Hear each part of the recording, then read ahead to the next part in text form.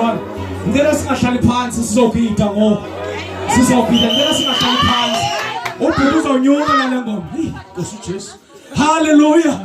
Ngifuna njengoba lapha esitulweni ngicela uphakame.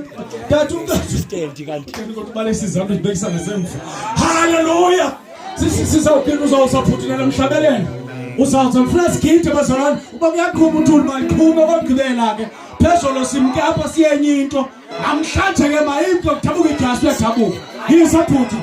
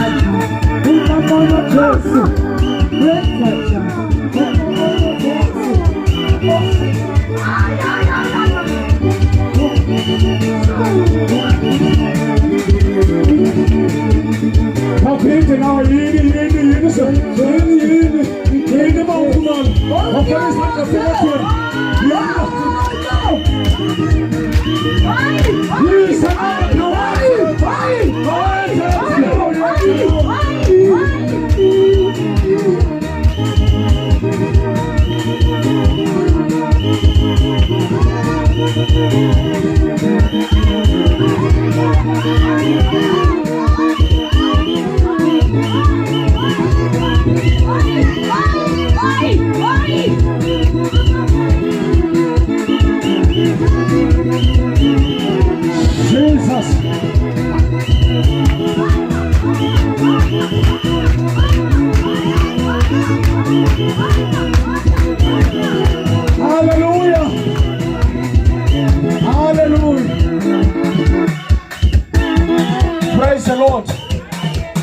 Hallelujah.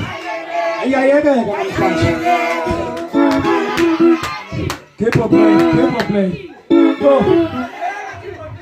Keep on playing. Go bethu 10 ngoku. Go bethu 10. Hallelujah. Enzelo xa uthunyiwe ubuya nempendulo uthi yathi ubundithumana tata yiyole. Awunqina ungaphinde ndibize, ungaphinde ndisikelwe. Ukuba umfundisi uyalitya ixesha gcinayo. Hallelujah. Hayi kodwa ndimnomkhaya wami. Sisuke endaweni enye sowabini, sowusikwa sowabini. Sisowabini insizwe siwa ngapha eKapa. Sisowabini mhlawumbe apha endleleni singangathelwa nedrink le. Ubalo silitya ixesha, hayi nilitya ixesha.